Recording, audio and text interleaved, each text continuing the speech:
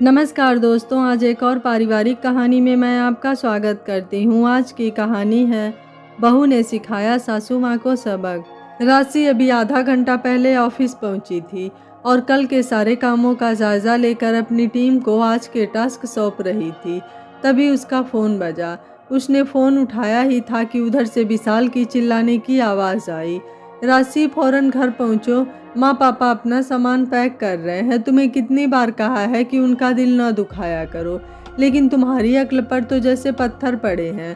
पता है तुम्हें, वो कह रहे हैं कि अब वो लौट कर वापस नहीं आएंगे यहाँ। राशि ने घबरा कर कहा, सॉरी विशाल, मैं अभी निकलती हूँ ऑफिस से, जल्दी आओ, कहकर विशाल ने फ़ोन पटक दिया। एक पल के लिए डर के मारे राशि की तो जैसे धड़कन ही रुक गई। अब घर जाके उसे क्या सुनना पड़ेगा और कहना पड़ेगा उसे भली भांति पता था। पिछले 4 सालों से वही तो करती आई थी वो। दरअसल राशि एक पढ़ी लिखी लड़की थी, अपने ऑफिस में टीम लीडर थी। बेटी पलक के जन्म के बाद जब दोबारा ऑफिस ज्वाइन करने की बात आई तो सास ससुर गाँव का अपना कारोबार समेट कर उनके पास रहने शहर आ गए। पलक को दादा दादी के पास छोड़ ऑफिस जाने में राशि को काफ़ी सुकून महसूस होता था। बेटी की खाने पीने की या सुरक्षा की चिंता उसे नहीं सताती थी। सास को आराम मिले इसलिए राशि सारा काम समेट कर जाती थी और शाम को भी सारा काम वही करती थी। राशि की सास को मेड रखना पसंद नहीं था और राशि ने उनकी बात रखने के लिए मेड को हटा दिया था। फिर भी विशाल हमेशा अपने मम्मी पापा के ही गुण गाता और राशि को सुनाते रहता कि उसके माँ पापा की वजह से ही घर और पलक दोनों अच्छे से संभल रहे हैं। राशि आहत हो जाती पर कुछ न कहती। सास भले ही कुछ काम ना करती हो, पर बेटे से मीठी मीठी बातें करके धीरे धीरे उन्होंने पूरा घर अपने हाथ में ले लिया। राशि के सजाए घर में मीन मेख निकाल कर सब अपने तरीके से रखा। यहाँ तक कि राशि विशाल के बेडरूम में भी कौन सी चीज़ें कहाँ रखनी है उन्होंने ही डिसाइड किया। घर का सारा बजट अब ससुर जी संभालते। सब्जी फल राशन जो सब पहले राशि लाती थी अब उन्हीं के हिसाब से आता। राशि कभी कुछ लाए तो तुरंत उसे फिजूल खर्ची कहने से न चूकते। छुट्टी के दिन तो घर में सबकी छुट्टी होती और राशि के लिए डबल काम। वो पलक को वक्त भी नहीं दे पाती, इस वजह से पलक भी उसके पास नहीं आती और दादी भी उसे अपने रूम में ही बिठा कर रखती ताकि कोई काम न करना पड़े। एक बार राशि ने ऐतराज़ जताया तो उन्होंने हंगामा खड़ा कर दिया, ये कहकर कि मेरी ही नातिन से मुझे दूर कर रही हैं। इससे अच्छा हम गांव में ही चले जाते, फिर संभालना तुम अपनी लड़की और घर को। विशाल ने माँ की साइड लेते हुए बच्ची का वास्ता देकर राशि से माफ़ी मंगवाई। विशाल और राशि जो कभी एक दूसरे के साथ खुश थे, अब आए दिन झगड़ते रहते। विशाल के दिमाग में ये बात बिठाने में उसके माँ बाप सफल हो गए थे कि उनके रहने से ही घर घर है, वरना राशि से तो कुछ न संभलता। अब जरा सा भी कुछ उनके मर्जी के खिलाफ होता वे तुरंत गाँव जाने की धमकी देते और उनके जाने के बाद पलक को कौन संभालेगा। इस डर से विशाल राशि से माफ़ी मंगवाता। इससे सास की हिम्मत बढ़ गई और वह रोज विशाल से राशि की झूठी शिकायतें करती। राशि को हर बात को लेकर खरी खोटी सुनाती। राशि को तो जैसे उसकी एक नौकरी के कारण उसका घर, पति, बेटी और उसका आत्मसम्मान सब कुछ छूटता नजर आ रहा था। आज भी कुछ ऐसा ही हुआ था। राशि को उठने में थोड़ी देर हो गई तो वह सिर्फ खाना बना पाई। नाश्ता बनाने के लिए उसने सास से गुजारिश की और खुद भूखे पेट ही ऑफिस पहुंच गई। विशाल के फ़ोन कॉल से उसे सुबह की बात याद आ गई और ये भी एहसास हुआ कि उसे बहुत भूख लगी थी। विशाल के कहे शब्द अभी तक राशि के कानों में गूंज रहे थे। गुस्सा, डर, अपमान और ऊपर से भूख, इन सब से उसका सिर फटा जा रहा था। बरबस ही उसकी नज़र अपने लैपटॉप के वॉलपेपर पर सेट उसकी और विशाल की प्यारी सी तस्वीर पर गई। उसे याद आया, मैटरनिटी लीव के बाद दोबारा ऑफिस ज्वाइन करने के पहले दिन ही विशाल ने ये सेल्फी खींची थी और always be the side of my strong lady के कैप्शन से फेसबुक पर अपलोड भी कर दी थी। काम का ज़्यादा प्रेशर न लेने की और वक्त पर खाने की प्यार भरी हिदायतें देकर उसे ऑफिस छोड़ने आया था वह। उस वक्त राशि को लगा था जैसे दुनिया की सबसे खुशनसीब लड़की वही है जिसके एक हाथ में उसका खुशहाल घर और दूसरे में कामयाब कैरियर है, लेकिन जिन हाथों को थामे वह खुशियाँ समेटना चाहती थी, विशाल के उन हाथों की पकड़ अब उसे सहारा कम और चुभन ज़्यादा देने लग रही थी। मेरी साइड में तो छोड़ो, तुम तो मेरे इर्द गिर्द भी नहीं विशाल, सोचते हुए दिल की चुभन अनायास ही राशि की आंखों में आंसू बनकर छलक गई। फिर से फ़ोन की घंटी बजी तो उसे लगा जैसे इस फ़ोन को नीचे ही पटक दूं, लेकिन स्क्रीन पर अपने सबसे करीबी सहेली अनुजा का नाम फ्लैश होते देख अपने आप ही उसके होठों पर मुस्कुराहट छा गई। पता नहीं इस झल्ली सी लड़की को हर बार कैसे पता चल जाता है कि मैं उदास हूँ। सोचते हुए उसने कॉल रिसीव की। अरे रस, किस प्लेनेट पे रहती हो यार? कितने दिन हो गए, ना कोई कॉल ना मैसेज। मुझे तो लगा तूने और विशाल ने चाँद पे अपना आशियाना बना लिया है। अरे ऊपर से कभी कभार हमें भी देख लिया करो मैडम। अनुजा के बहते झरने जैसी बातें और खनकती हंसी सुन राशि को कुछ ठंडक तो मिली, पर अगले ही पल उदासी के बादल फिर घिर आए। धरती पर ही हूँ अभी, और कुछ परेशान भी, उसने कहा। डोंट वरी सेलोरिटा, मैं आ गई हूँ, अब कोई परेशानी नहीं। बोल क्या हुआ? अनु पता है, और राशि ने आज सुबह तक की सारी बातें अनुजा से कह डाली। और विशाल भी मेरा साथ नहीं देता यार। कहते हुए राशि की आवाज़ भारी हो गई। Pushpa, I hate tears, Anuja ने शरारती अंदाज में कहा तो राशि खींच गई। तुझसे तो बात करना ही बेकार है, चल बाय। अरे सुन तो, सॉरी बाबा, अब सीरियसली बात करती हूँ। ऐसा है डियर कि ज़िंदगी जीने के दो ही तरीके होते हैं, एक जो हो रहा है उसे होने दो, बर्दाश्त करते जाओ, या फिर जिम्मेदारी उठाओ उसे बदलने की। अनुजा ने आमिर खान वाली टोन में कहा तो राशि अपनी हंसी रोक नहीं पाई। ये नौटंकी छोड़, खैर मैं समझ रही हूँ कि तू क्या कहना चाह रही है, पर बस इस पर और काश में ही हम औरतें अपनी जिंदगी गंवा देती हैं। अनुजा ने अपनी बात पूरी करते हुए कहा, देख राशि, वो ससुराल है तेरा, कोई जेल नहीं जहाँ तू डर डर के रहे। एडजस्ट करने और अन्याय सहने में फ़र्क होता है बेबी। तो राशि ने कहा, हाँ यार, और इतना सब करके भी कोई खुश नहीं होता, मैं तो थक गई हूँ अब, है ना? तो रस, तेरे लिए तुझे ही आगे होना होगा, हिम्मत करके अपनी बात रखनी होगी। मानती हूँ विशाल के साथ न होने से थोड़ा मुश्किल ज़रूर है ये सब, पर सुन, कहीं पहुँचने के लिए कहीं से निकलना ज़रूरी होता है। ससुराल के कोर्ट में अपनी केस खुद लड़नी पड़ती है डियर। विशाल को अपना वकील बनाएगी तो इंसाफ का तो पता नहीं, पर एक चीज़ ज़रूर मिलेगी, और वो है तारीख पे तारीख, तारीख पे तारीख और तारीख पे तारीख। दोनों सखियाँ एक साथ बोल के जोर जोर से हंस पड़ी। लव यू अनु, आज कितने अरसे बाद ऐसे खुल के हंसी हूँ मैं, राशि ने सुकून भरी आवाज़ में कहा। और सही है तेरी बात, अपनी खुशी की जिम्मेदारी मुझे खुद ही उठानी होगी, ताकि आगे चल के पलक को भी ये सीख मिले। ये कही ना अब पते की बात तूने, चल फिर bye and all the best. Anu के कहते ही राशि तुरंत बोल पड़ी, अरे ऑल दी बेस्ट नहीं बोल, जा सिमरन जा, और हंसते हुए उसने फ़ोन रख दिया। दोस्तों, कौन कहता है कि छुअन सिर्फ स्पर्श की होती है? कभी कभी हमारे करीबी दोस्तों द्वारा बोला गया हर शब्द मन की कई जमी हुई परतों को चीर कर सीधा अंतर मन को छू लेता है। राशि के साथ भी यही हुआ। ऐसा नहीं था कि अनुजा ने कुछ नई बात कही थी, पर कभी कभी सब समझते हुए भी आगे बढ़ने के लिए हमें एक छोटे से पुश की ज़रूरत होती है, और वो पुश हमारी राशि को मिल चुका था। रोज रोज के बादशाह और गुलाम वाले इस खेल में अब एंट्री रानी की हो चुकी थी। तो हमारी राशि रानी ने पहले तो अपना फेवरेट आलू पराठा ऑर्डर किया, और फिर इत्मीनान से विशाल को फ़ोन मिलाया। राशि के बदले अंदाज से बेखबर विशाल फ़ोन उठाते ही बोला, कहाँ तक पहुँची हो यार? कब से तुम्हें फ़ोन ट्राई कर रहा था, जल्दी आओ और ख़त्म करो ये मैटर, मुझे भी ऑफिस निकलना है। विशाल की बातें सुन राशि ने शांत स्वर में कहा, सॉरी विशाल, पर मैं इस वक्त घर नहीं आ सकती, टीम के साथ एक इम्पॉर्टेंट मीटिंग है।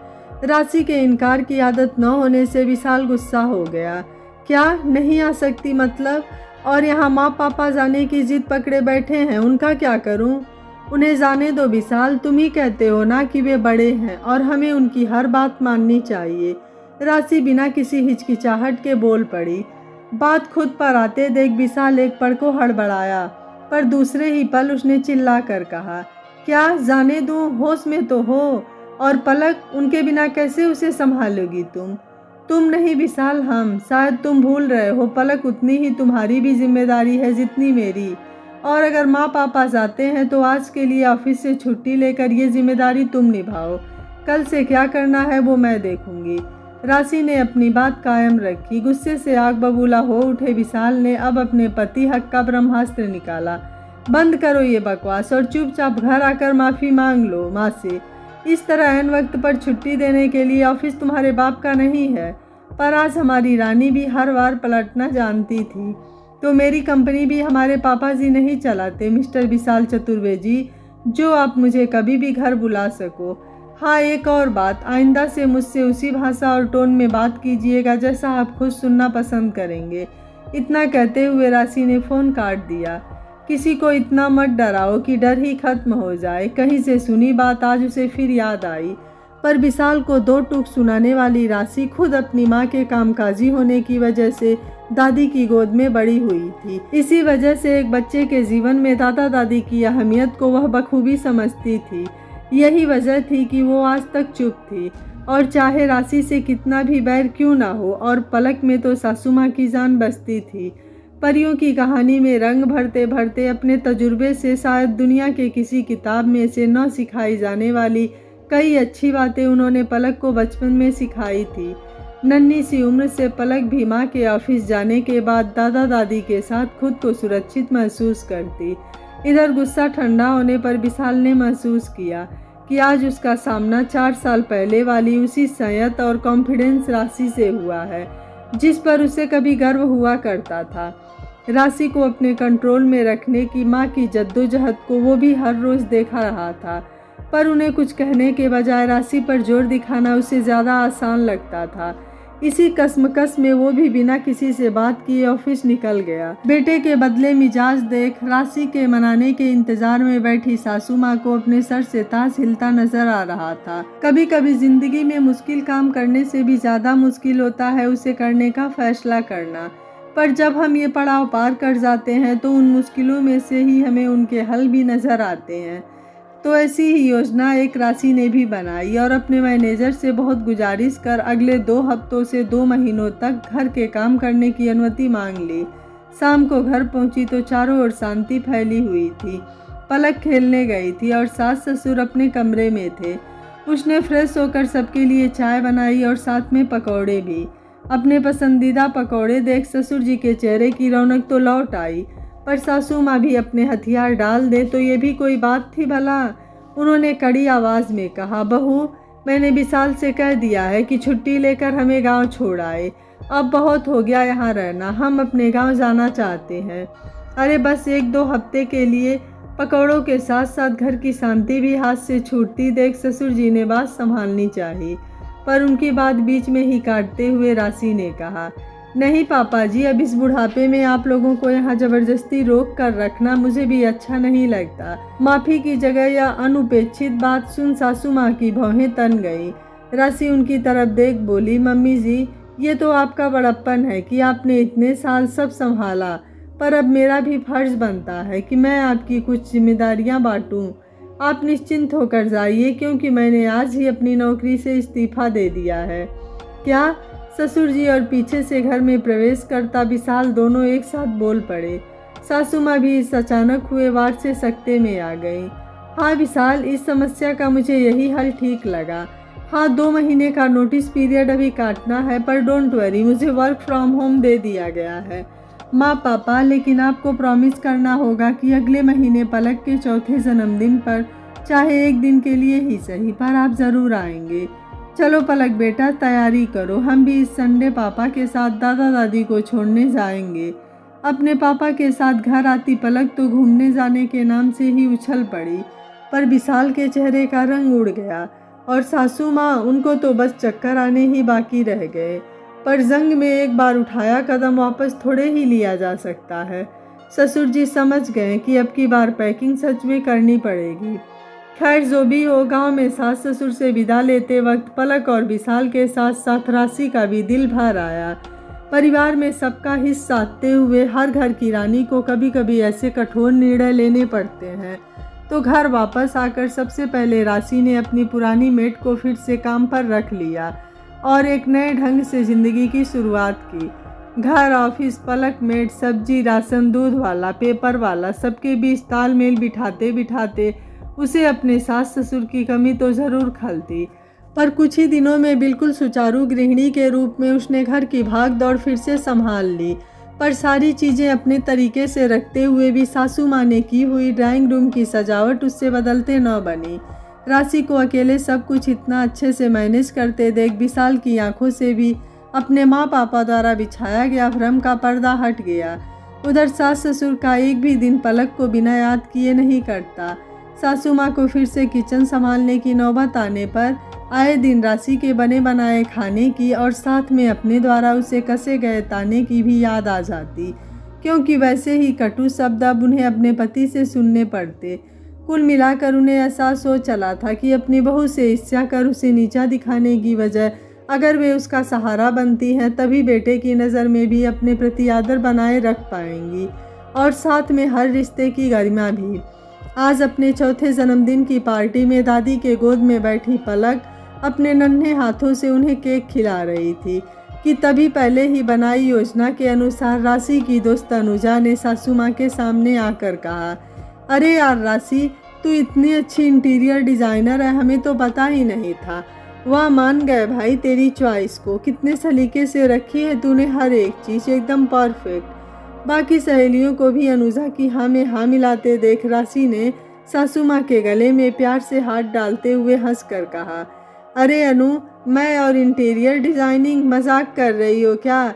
इस सारी सजावट की और तेरी तारीफ की भी हकदार तो हमारी मम्मी जी हैं, और वैसे भी बड़ों के मात्र होने भर से ही घर की सुंदरता को चार चांद लग जाते हैं, है ना? राशि के मुंह से ऐसी बातें सुन सासू माँ गदगद हो गई।